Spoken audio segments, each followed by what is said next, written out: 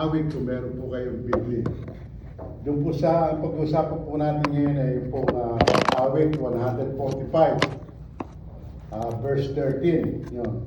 Ano yan, awit? Psalm. Oh, Dahil po kapag ang inyo daw pong pasanin ay tila mabigat at hindi na po kayang pasanin, nagtataka po tayo kung paano tayo magpapatuloy sa buhay ng pagiging Kristiyano. Ano po? At iniisip po natin kung anong nangyayari doon sa ating sitwasyon o kinabukasan. Ganon din po ang nangyari po sa buhay ni David. Kaya po niya sinulat yung awit o yung psalm. Most of the talata rito po ay sulat ni David. Ang ginawa lang po ni David sa kabila po ng mga pagsubok, tumayo po sa kanya sa kalagitnaan ng mga pagsubok sa buhay at nanalangin po. At ang sabi dito, ang salib na magpatalo sa kabigatan, pinili ni David na magdili at magpuri sa kadakilaan, tabag at kapangyarihan ng Diyos. Yun po yung dapat natin pong gawin. Sa kabila po na meron po tayong mga kabagabagang problema, ay dapat po tayong magpuri at magpasalamat sa Diyos. Pero kung sa umaga pong ito o sa gabi pong ito, ibibigay ko po sa inyo yung ilang mga pangako, yung supplies o plentiful supplies ng Diyos na ipinangako po sa atin. Amen. Doon po sa awit na makatatagpuan po ninyo doon, sa awit 145 verse 13, maliwanag po ang sinasabi po dyan. Sabi niya, ang pagkahari mo ay sadyang walang hanggan, hindi magbabago. Di ka bibiguin sa bawat pangako pagkat ang Diyos ay tapat. Ang kanyang ginawa kahit ano ito ay mabuting lahat. Pansinin po ninyo, yung Diyos o yung Yahweh ay nangako sa buhay po natin. Na sabi po diyan, hindi magbabago ang pagtingin ng Diyos sa buhay po ng bawat isa sa atin. Hindi po tayo bibigyan sapagkat naipangako na ang mga bagay na kung saan ay inilahad na niya ito bago pa mangyari ang lahat. Tulad po ni Eva at ni Adan.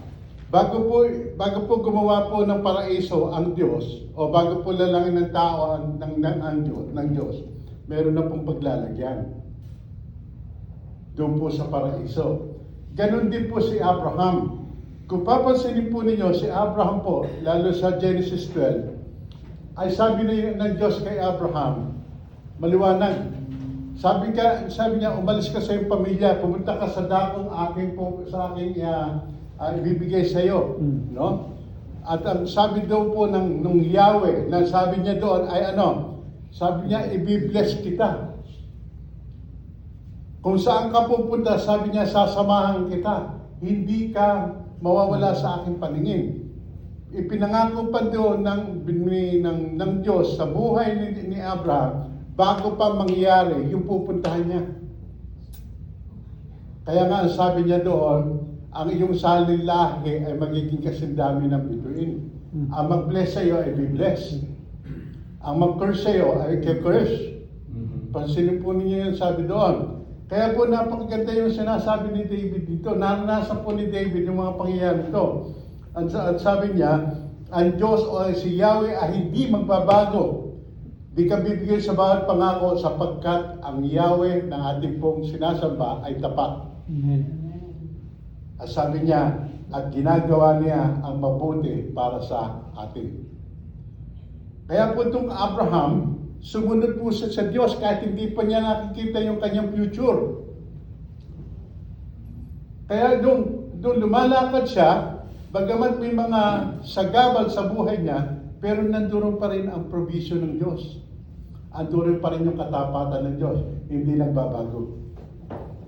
Kaya kung tayo pa lumalakad sa Diyos, isipin po natin na ang kabutihan po ng Diyos, tapat po siya sa bawat ipinangako niya sa bawat isa sa atin. Kaya po hindi po nagbabago ang Diyos, bagamat ang tao ay nagbabago. Ayun po yung sinasabi. Ano po? At doon po sa awit 145:14, ganito naman po ang sinasabi. Sa awit tayo kapatid, o sa Psalm. Siya'y tumutulong sa lahat ng tao na may suliranin. At sa pagkalugmok, sa panghihina ay kanyang hanguin. Pansinin po ninyo yun, napakaganda na po. Sabi niya, sabi niya, siya po ay tumutulong sa lahat ng tao. Hindi lamang doon sa mga, sabi dito, doon sa mga, may mga suliranin. May suliranin po ba kayo ngayon? Wala. Oo. Dito po sabi niya, yung suliranin at sa pagkalugmok, pasinin po ninyo, ha? Ito, laglag na po yung sinasabi ni David, laglag na siya. Nalugmok na. Ang pangako dito, sa panghina ay kanyang hahanguin. Nakita po niya. Tingnan po ninyo yung doon po sa First King, doon po sa buhay po ni Elijah. Kilala po niyo si Elijah? Hindi po yan yung kapitbahay po ninyo, ha? Hindi po yan. Yung nasa Biblia po yung pinag-uusapan po natin. Okay? Sa unang hari 17, napakaganda po ito. Alam niyo po, ang Old Testament, dahil nga po, doon po ipinakilala yung Yahweh. Napakaganda po ng mga pangyayaring sinasabi doon.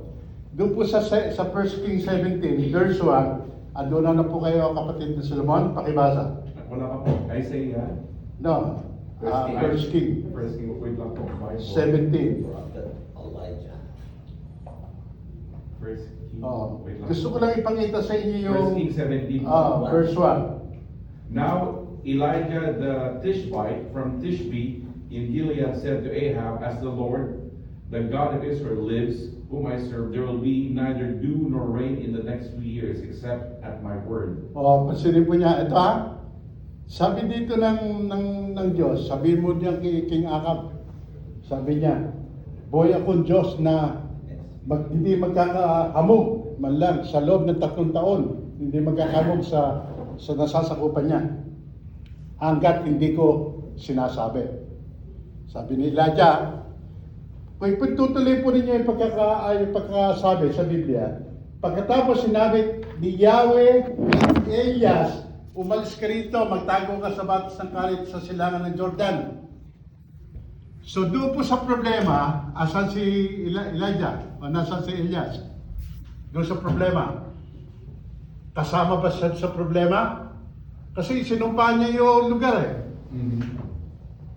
Yun yung po yung picture nung pinag-usapan natin. Yung lugar na yun, sabi ng Yahweh, itong nasasakupan ni King Ahab, sabi mo sa kanya, hanggat ako'y nabubuhay, hindi magkakaulan ng taon ng hamog ng 3 taon, hanggat hindi ko sinasabi. Kasama doon si Elias sa suffering na yun. Kaya nga sabi ng Diyos, okay Elias, sabi ni Yahweh kay Elias, umalis ka rito, magtago ka sa batas ng karit sa silangan ng Jordan. Ano gagawin niya doon? Sabi dito,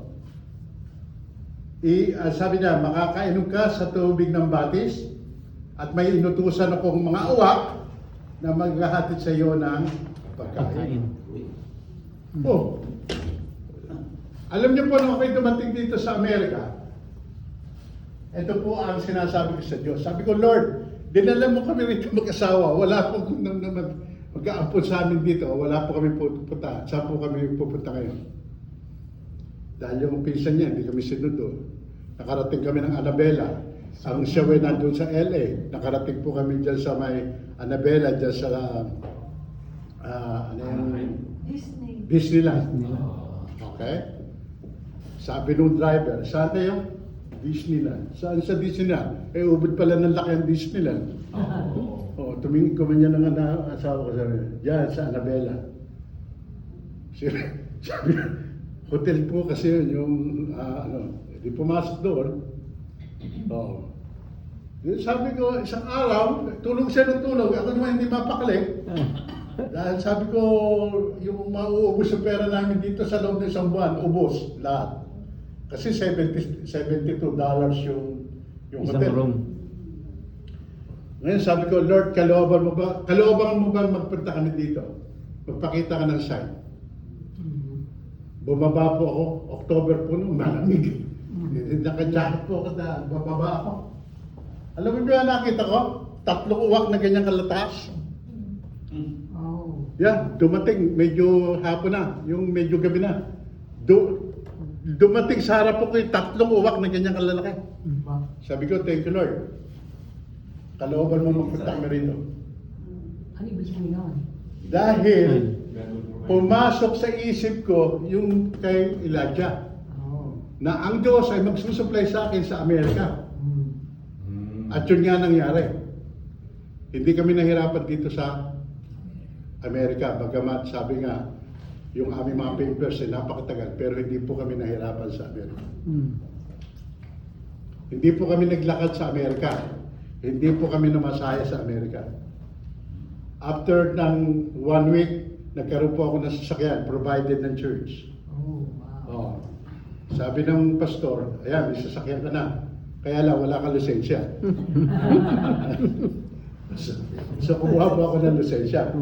Opo. Kaya ko lang po ikinukwento dahil Probation. habang binabasa ko po ito, medyo naiyak po ako dahil ito po nangyari sa akin, sabi ng Diyos, sa kabila ng mga problema, provided ng Diyos sa Elijah. Bibigyan siya ng ang inumin niya doon sa karet at pagtapos yung pagkain, yung uwak, ang ibang pagdadalhin niya. Matakaw na uwak yan. Anong dalawa ng McDonald's? Opo, yan ang pinakamatakaw na hayop. Oh, really? Kahit ano kinakain yan. O isipin mo, pinapigilan ng Diyos, sabi niya, huwag mo kakainin niya para kay Elijah yan. O isipin niyo yun. Ano nga pala ang feeling nyo nung dumating kayo tapos wala sumundo sa inyo? Abay, di malungkot. Ang hirap nun yan. Oo, kaya ang sabi ko sa Diyos, kalooban mo bang makarating kami rito. Eh, misis ko tulog na tulog, ako naman tawag na tawag. Tawag ako na tawag sa mga kakilala ko. Oh. Wala siyang para. Totoo. Kasi nga, may maghapon kaming Anong oras tulog ka siya na ba? tulog, 2 araw. Ultimo yung pagtitip na lang kami, hindi ko alam eh. Ang gabi nakakatakot yun. Isipin mo, inosente kang dumating sa Amerika. Tapos wala siya mundo. Oo. Sa muna. Kaya ko pagpapatuloy niyo, pasinin niyo, kaya ko lang po ito na dahil ang Diyos nga po ay hindi natutulong sa ating pangangailangan. Aba, kung may nangyari man po sa mundong ito, at naka-involve po tayo rito, patuloy pa rin po ang Diyos ang Yes. magpo-provide. Tingnan niyo ang pangyayari, no? Ganyan nga ang ginawa niya, lumakad siya at nanirahan sa batas ng Karit sa silangan ng Jordan. Ito po ang napakaganda. Sa verse 6. Umaga't hapon, ang mga uwak ay nagdadala sa kanya ng pagkain Wow. at sa batas naman siya uminom. Wow. Pasino po niyo. Umaga't hapon, Kaya yun ang makita mo. provided. Isipin niyo ha, ilang uwak yung pinadadala ng Diyos. Oh my God. Eh napakaliliit lang yung bek niyan, di ba? Yung tuka niya, kapraso lang ng ano niya eh. Yeah. Pero sabi nga, maliit lang yung tuka niya para mag-provide ng pagkain para kay Elias. Kasi ang daming uwak nun na nagpupunta kay Elias para supply ng pagkain niya. Galing na. Oh. Ang tao, hindi, sabi nga dito, binusog ng Diyos si Elias eh. Yun po yung sinasabi. Kaya nga, totoo po yung sinasabi ni David sa kanyang sulat na kung saan maliwanag yung sinabi. Di po ba? Kaya nga po nakakatuwa, lalo higit pagka ang binabasa po ninyo ay ang pong Old Testament. Napakarami pong pangyayari na himala na akala mong hindi mangyayari sa mundo ngayon. Kaya nga sabi, siya'y tumutulong sa lahat ng tao na may suliranin. Sa pagkalugmok at paghihina ay kanyang hahanguin. So dapat po, yun yung pinang-aawakan po natin, di ba? Amen. Kaya nga po doon sana. At doon po sa verse 15, sabi po dito, sa lahat ng may buhay ay tanging si Yahweh ang inaasahan. Siya'y nagdudulot ng pagkain nilang kinakailangan. Pasinin po ninyo yun. Di ba sabi nga, hindi pa po nag-uumaga. Meron na po nakalang pagkain ang Diyos sa buhay po natin. Naniniwala po ba kayo doon? Yes. Buksan niya po niyo sa Matthew Yes, 6:26. Ano po ang sabi sa Matthew 6:26? Matthew 6:26. Ayan, pasilip po niya sa Mateo 6:26 para makita po niya sinasabi ng Diyos na atin po sinasamba o pinaniniwala. Look at the birds. Okay, sige, basa po. Look at the birds of the air. Okay. They do not sow or reap or store away in barns. Aha. And yet your heavenly Father feeds them. Are you not much more valuable than they? Oo. Tingnan po ninyo yun. Minsan nag-aalala tayo sa pagkain. Nag-aalala tayo sa mga damit. Sabi ng Diyos, pabayaan mo yan. Hayaan mo yan. Dahil sabi nga niya, tignan niyo yung bird. Hindi nag-aani, walang kaban. Pero pinakakain ng aking amang nasa langit. Oo. Tayo nga, meron ng ipon, meron pa sa bangko, meron pang mga supply. Pero, nag-aalala pa rin tayo. Di ba? Ano yung kinabukasan natin? Hindi po. Oo. Sabi nga dyan, pasinipon niyo yung ibon, di ba? Pagkagising ng ibon, ano po ginagawa niya? Kumanta. Opo. Umawit. Sumisipol pa, di ba? Sabi niya, eto na, maligaya, maligaya. So, kaya tao din, malungkot ng malungkot, laging malungkot. Di ba? Hindi po dapat gano'n. Dapat nakangiti po tayo hinaharap yung umaga. Dahil ang ganda ng umaga, pag simoy ng hangin, yung mga, Malamig. sabi nga po, yung araw, pag lumatag na, napakaganda. O, tapos nakasibangon kayo sa umaga. Di ba? Eh di ampere naman si Diyos yun. No. Kaya nga po, napakaganda po nung sinasabi. Kaya nga ang Diyos provided, ang supplies po ng Diyos hindi po matatawaran. Ito po ay napakaganda po basahin, lalo yung angkinin. Bakit kayo mag-aalala? Sabi nga dito, yung ibon niya, hindi nag-iipon, pero pinakakain ng amang nasa langit. How much more na kayo? Sabi niya, ng aking mga anak. Di ba? Wala tayong pakpak eh. Gusto mo pa magkabakpak ha, para? Ayaw pa naman sa dulo. Ako din Kaya- nakakablog. Kaya yun po yun, yung ating po, kaya nga po ang ating pinag-uusapan ay yung po walang hanggang supplies ng Diyos. Yes. Yung provision po ng Diyos. Amen. Kaya nga po sabi ko kagabi, doon sa Bible study, hanggat buhay ang tao, ang provision ng Diyos ay kanyang lalakarin. Hanggat buhay. Yeah. Dahil yung provision ng Diyos, laging nasa atin. Laging na mayroong pangako, laging nandoon upang tignan yung ating mga kalalagayan. Okay? At ang sabi po rito sa verse 16, binibigyan sila ng sapat na sapat. At tapos niya, hindi nagkukulang. O nagkukulang ba kayo? O pera, mahal nagkukulang kayo, no? O. Ano ba't ang lahat ay may tinatanggap na ikabubuhay?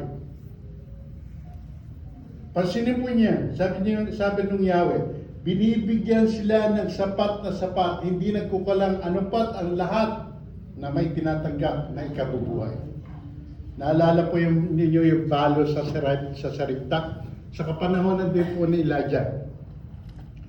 Si Elijah po ay pagtapos po ng umiinom po sa batis ng karin. Sabi ng Diyos ay maliwanag. Sabi niya dito ganito. Siya, dumating ang panahon na natutuyo na rin ang batis. Pansinin niyo. Kasi nga, sinumpa, 3 years na hindi uulan, magkakabog. So yung batis ng karit, medyo nauubos na. Natutuyo na. So kung natutuyo ngayon, sino nag-provide ng pangangailangan ni Elias? Ito na naman nasabi na niya. God provide. Ngunit dumating ang panahon na natutuyo na rin ng batis. Kaya sinabi niya sa kanya ni Yahweh, umalis ka rito, pumunta ka sa Saripta, sa lupain ng Sidon. May inutusan akong isang balo na magpapakain sa iyo roon. Ahead of time, ha? Yung balo ang magpapakain sa kanya. Mhm. Pero, inayos na ng Diyos yun. Mm. Provided na ng Diyos yung lahat ng gagawin niya. Kasi ahead of time eh. O, kaya nga kung sakasakaling pinadala kayo doon ng Diyos, ipag-pray lang nyo, ano ang purpose mo, Panginoon, bakit mo ako dinala rito? Mm. Ipakikita yun ng Diyos. Kung itutuloy nyo, ang sabi dito, pansinin, napakaganda pong story nito eh. Maaaring sa linggo, marinig nyo ulit ito. Dahil din ngayon po, ang tinatalakay po natin, yung plentiful blessing ng Diyos. Sa linggo po, yung ladder of blessing ang bibigay po sa inyo. Sabi dito, pumunta ka nga roon at nang pagpasok sa pintuan ng lungsod, nakita niya ang balon na mumulot ng panggatong sinabi naman niya ng babae, maaari ba akong makainom? Sabi niya doon sa babae, aalis na sana ang babae upang ikuha siya ng tubig ng pahabol niya sinabi, kung maaari, bigyan mo rin ako ng kaunting pagkain.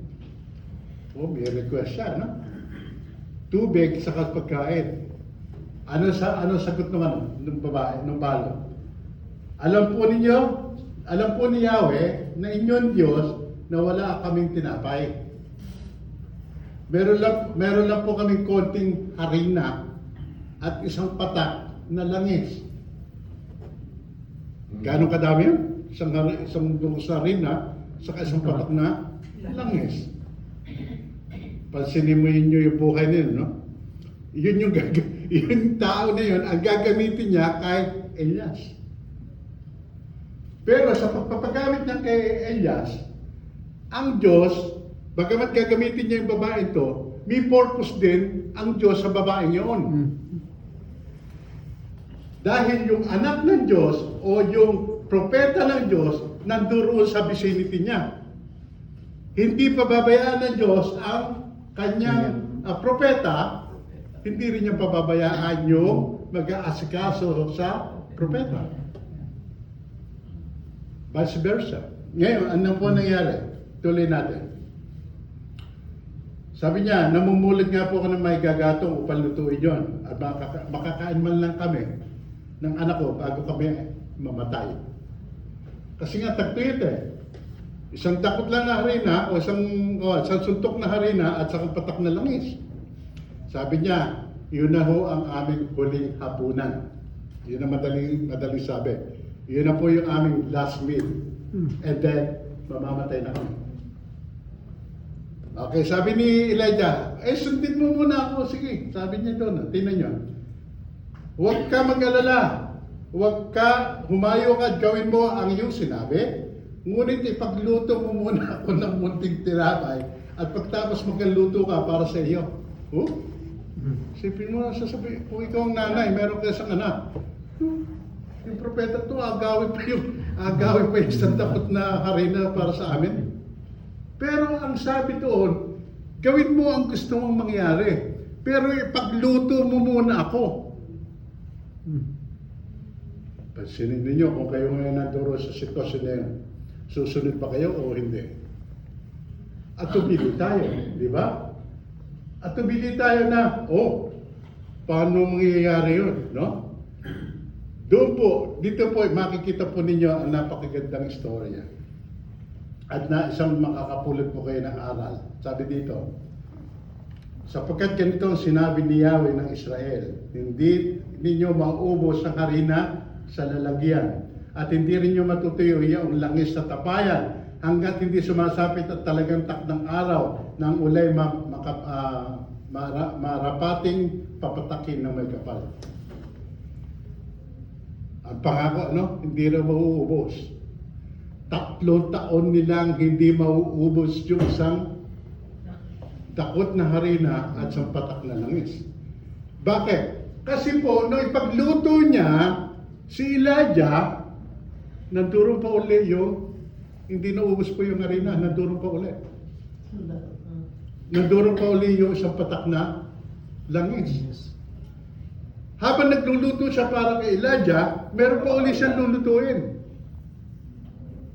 Bakit nangyari yun? Dahil po ang obedience ay nagwo-work po iyon ng isang miracle upang makita natin yung pag-ibig at pagpapala ng Diyos sa buhay natin. Ang unang step po ng pananampalataya at ang pakalawang hakbang ng pagsunod, himala po ang resulta po niyon. Tandaan po ninyo, ang isang hakbang ng pananampalataya at isang hakbang ng pagsunod, makakakita po tayo ng himala. Yun po yung ginawa nung babae. Kaya sabi niya, maniwala ka sa akin. Gawin mo muna ang gusto mong gawin, pero ipagluto mo muna ako ng pagkain. Abay, kung sa kapanahonan natin yun, malaking question mark. Abay, mamamatay na kami, tapos ngayon ipagluluto pa kita. Pero pinakikita po ng Diyos doon, kung nagpo-provide po siya doon po sa kanyang mga anak o doon sa kanyang propeta, ang tendency po niyon, yung pong pagpapakain sa propeta, hindi po mawawala ng pagpapala. Dahil yun po ay isang pangako ng Diyos sa buhay ng bawat isa sa atin. Amen. Yun po yung napakaganda. Kaya nga po yung yung supplies po ng Diyos, yung provision po ng Diyos, hindi po natin kayang ubusin yan. Yes. Dahil yan po ay paulit-ulit. Bagamat sabi nga sa buhay na ito ay sa kabila ng meron po tayong kinakaya, sa kabila po tayo na may dinadamit, sa kabila po tayo na nakakaraos, minsan hindi po tayo nasisiyahan doon sa nangyayari sa buhay po natin. Kasi po walang satisfaction ang tao. Pero dito po, pinakikita ng Diyos, kapag may Diyos ang isang tao, hindi po siya dapat mawala ng loob. Okay? Sa verse 70 po, sabi niya, matuwid si Yahweh sa lahat ng bagay niyang ginagawa. Kahit anong gawin, ay kalakip ang masagana niyang awa. Buksan po sa inyo sa Matthew 14, 19 and 20. Hindi ko na po tatapusin ito, baka kayo po ay 14:19. nainip na. Kasi po yun ay napakahaba pa.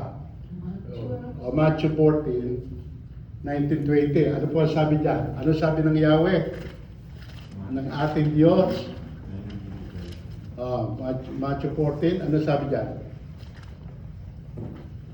19-20. Sino po nakakita? Basa. Bring them here to me, he said, and he directed the people to sit down on the grass, taking the 5 loaves and the 2 fish, and looking up to heaven. He gave thanks and broke the loaves. Then he gave them to the disciples, and the disciples gave them to the people. Tuloy pa yun eh. Pasin niya, ano yung provision ng Diyos?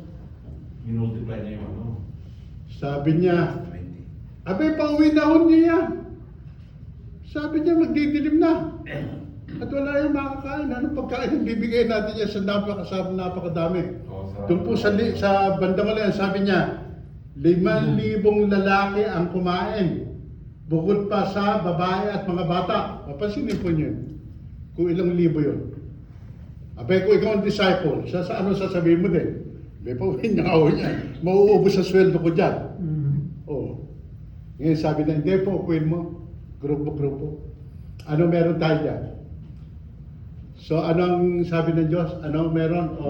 Meron po rito ilang 5 loaves of bread and 5 tinapay at That's 2 all? isda. 4,000 of people? sabi nga ng mga 10,000 kasi 5,000 lalaki lang. Pansinin niya, kung ano meron ka, yun lang ang gagamitin ng Diyos. Oo.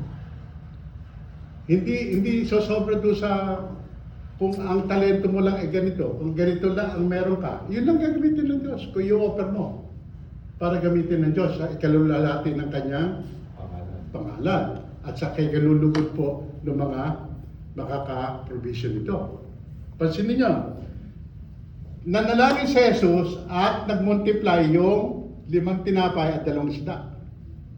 At nakakain, sabi dito, 5,000 lalaki ang nakakain. O, times, ano na lang, anong times na? Times 2 na lang. O, huwag mo na sama, kung 10,000. O, dami nun, ano? Sipin niyo yun, 10,000 ang pakakainin mo. 5 loaves lahat. Oo. Kaya mapapalad yung nagdadala ng pagkain eh. Ah, Opo, mapapalad po Ako, may kayo. Pilipino doon. Oo. Bangus. Kaya nga sabi nila, mostly ang mga tao doon Pilipino dahil maraming ano eh, may nagbabaon eh. Nagsasaro. kaya nag-ano mo. May nagbabaon. Kasi kung walang baon yung bata, kung walang baon yung bata, 5 loaves of bread. Oo. 8,000. walang kakainin eh. Walang himala, walang multiplication. Oo. Pero napakaganda nun. Kaya kung kayo po ay huwag ka po kayo magsasama magluto dahil kayo po ay pagpapalain ng Diyos. Yeah. Yes. Kailan tayo maulit-ulit yung mana? Oh, mana, susunod natin yung mana kung paano ubulan ng mana. Diba? Oh, yun ang sabi ng Diyos ha? O ngayon, may problema tayo eh.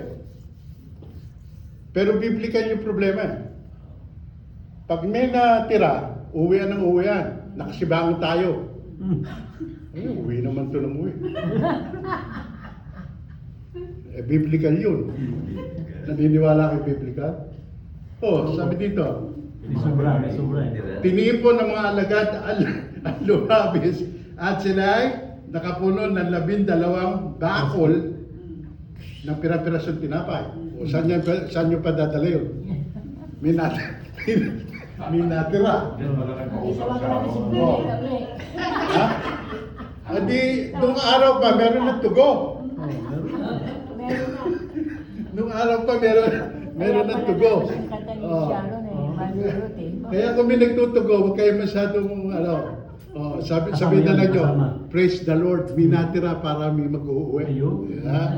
Di ba? O, huwag kayong nakasibangot, kundi nakangiti lang kayo. Pastor, paano kung hindi sisibangot? Oo. Hindi pa kumakagiba eh, nagbabalik na. O, yun na mali naman yun. Dito naman tinapos eh. Tapos, Dito tinapos muna bago ano eh.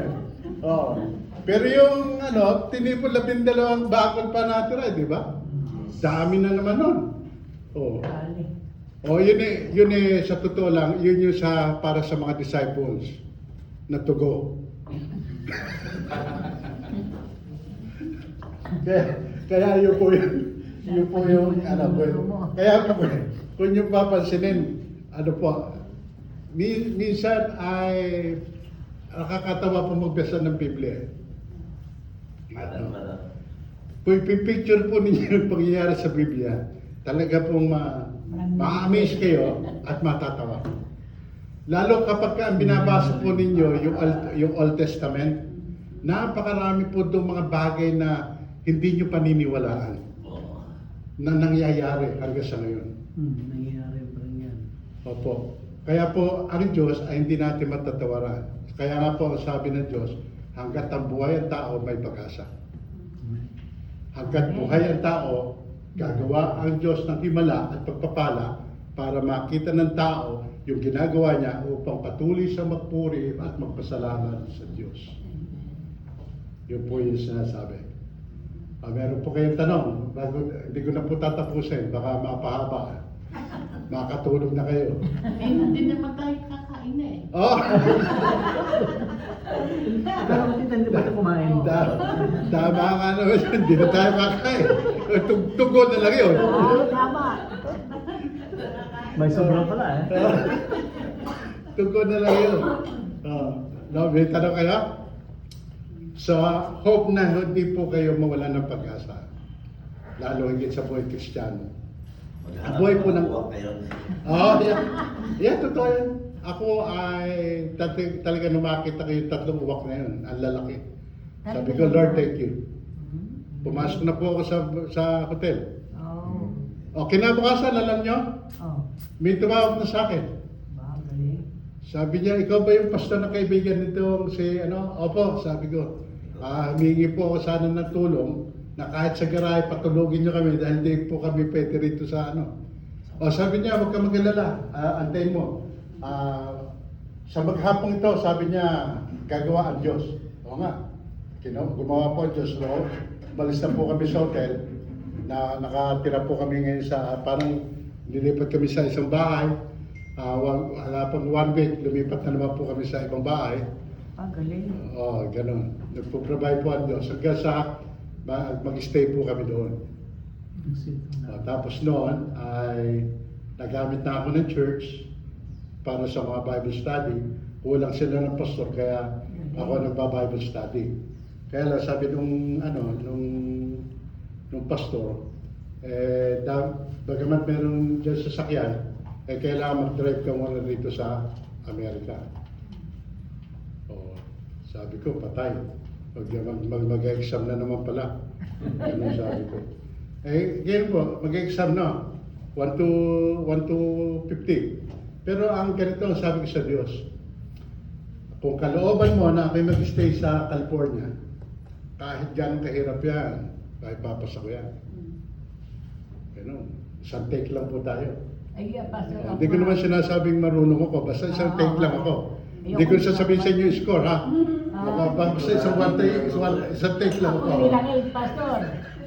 Paano nabigyan ng Katalas, hindi license ako to? makakita. Ah. Ngayon, nag-exam ako, pinabasa, hindi ko mabasa, di kinuha yung kwan ko. 7 taon akong hindi nag-grab, sama ng loob ko. Tapos hindi ko makato na Ewan ko, siya. sumama kayo, Sumama na lang nabigyan ng ako license. Ikwento lang ako sa ano ha. Sabi ko, can you imagine, I've been living in America and I am driving all my life. Tapos, oh really? Yeah. I even drove to Sacramento 10 hours by myself. Okay, I'll give you license. Naawa sa'yo. Oo. Akala ko talaga, nag-accident to ng panahon. Kasi wala naman siyang doctor certificate naman eh. Aha. Akala ko nakalinya na doon. Walang litrato. Kaya nung bata-bata siya, hindi mo yan masakyan eh. Ngayon nagtaka ako bakit nagdadrive sa wakas. Nakakasakay ako sa sasakyan niya. Yeah. Kaya lang yung nasakyan ko ngayon, hindi Mercedes eh. Hindi high ano eh. Hindi na high-tech, ha? Noon, nagpapalagos ko lang yung sasakyan niya eh. Pag ginawa yung picture ko eh. Hindi mo matatawarin yung yung mga work ng Diyos sa buhay, no? Talagang buhay ang Diyos sa buhay ng bawat isa sa atin. Yun lang. So, meron pa kayong tanong at gustong napakaganda. Kaya, nung kapanahonan ko sa Pilipinas, mostly ang dinideliver ko, puro Old Testament. Puro sa